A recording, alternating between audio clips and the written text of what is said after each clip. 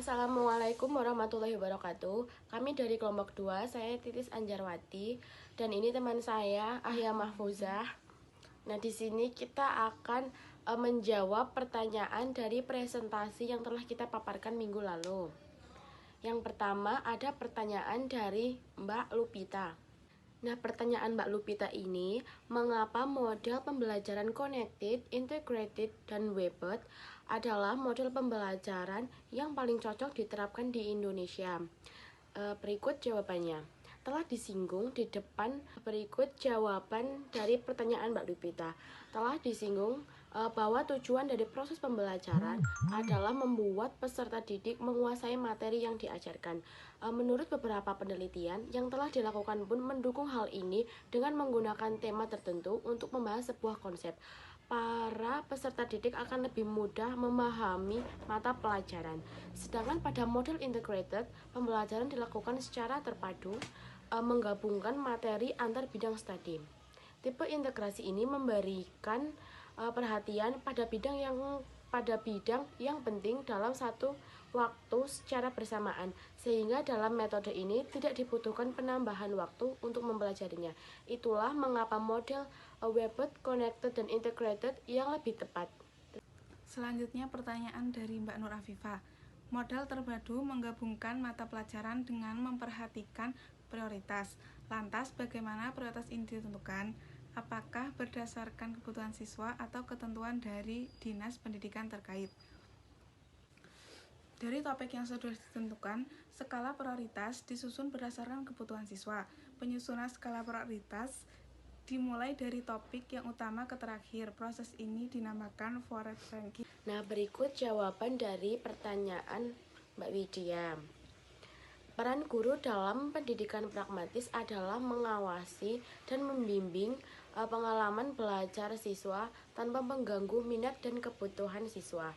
Selain hal di atas, pendidikan pragmatis kerap dianggap sebagai pendidikan yang mencanangkan nilai-nilai demokratis dan ruang pembelajaran sekolah.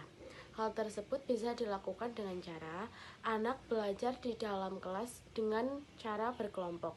Dengan berkelompok, anak-anak akan merasa bersama-sama terlibat dalam suatu permasalahan dan pemecahan masalah. Anak akan terlatih bertanggung jawab terhadap beban dan kewajiban masing-masing. Yang terakhir ada pertanyaan dari Mbak Diva. Dalam karakteristiknya disebutkan mengembangkan komunikasi siswa. Nah, pertanyaannya, bagaimana cara mengembangkan komunikasi siswa yang bersikap pasif?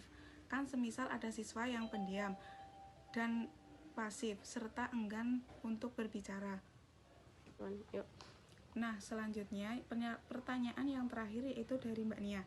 Disebutkan dalam karakteristik unsur pembelajaran tematik terpadu yang salah satunya kontekstual. Bagaimana langkah-langkah yang bisa kita lakukan untuk menerapkan pembelajaran kontekstual di kelas, dan bagaimana contoh penerapan pembelajaran kontekstual? Yang pertama ada langkah-langkah pembelajaran dengan menggunakan pendekatan kontekstual, yaitu 1. Siswa dilatih untuk belajar bekerja menemukan, mengkonstruksi sendiri pengetahuan dan keterampilan barunya.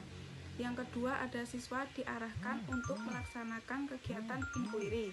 Yang ketiga, kembangkan rasa ingin tahu siswa dengan bertanya. Contoh dari pembelajaran kontekstual di kelas adalah sebagai berikut. Guru mempraktikkan renang gaya kupu-kupu di hadapan para peserta didik. Guru menampilkan rangka manusia untuk menunjukkan bagian-bagian rangka manusia.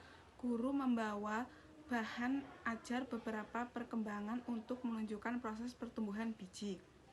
Sekian jawaban-jawaban dari pertanyaan atas presentasi kelompok 2. Kurang lebihnya kami mohon maaf. Wassalamualaikum warahmatullahi wabarakatuh.